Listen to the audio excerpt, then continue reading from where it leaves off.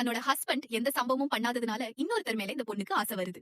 நம்ம ஹீரோயின் வீட்டுக்கு வெளியே நின்னு அங்க இருக்கிற நாய்களுக்கு எல்லாம் கறி துண்டு போட்டுட்டு இருக்காங்க. அடுத்த செகண்ட் பின்னாடி திரும்பி பார்த்தா அவங்க வீடு வெடிக்குது. அவங்களோட ஹஸ்பண்டோட கை மட்டும் தனியா வெளியே வந்து விழுது. இது தற்கொலை இல்ல, கொலைன்னு தெரிஞ்ச போலீஸோட மொத்த சந்தேகமும் நம்ம ஹீரோயின் மேல திரும்புது. கட் பண்ணா நம்ம ஹீரோ சோகமா பொண்ணு பார்க்க போயிட்டு இருக்காரு. அங்க போய் பொண்ணு பார்த்ததுமே அவருக்கு ரொம்பவே பிடிச்சு போயிடுது. நம்ம ஹீரோவும் ஹீரோயினும் தனியா நின்னு பேசும்போது ஓடாத ஃபேனை கூட நம்ம ஹீரோயின் கழட்டி மாட்டி ஓட வச்சுட்டாங்க. இத பார்த்து நம்ம ஹீரோவோட அம்மாவுக்கு அப்பவே இந்த பொண்ண பிடிக்கல. வீட்டுக்கு வந்து இது உனக்கு செட் ஆகாதுன்னு சொல்லவும் நம்ம ஹீரோ ஆனா எனக்கு அவதான் வேணும்னு ஒத்த கால்ல நிக்கிறாரு.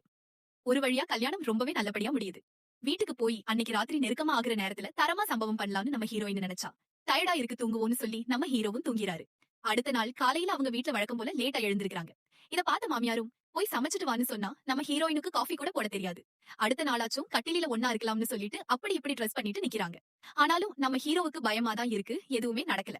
காலையில எழுந்திருச்சு சாரி எல்லாம் கட்டிட்டு அந்த முந்தானைய கொஞ்சம் விலக்கி சைட் அடிக்கிற மாதிரி காமிக்கிறாங்க. நம்ம ஹீரோ பயந்து அடிச்சு ஓடுறாரு. இத பத்தி நம்ம ஹீரோயின் அவங்க வீட்டுக்கு போன் போட்டு பேசுறாங்க.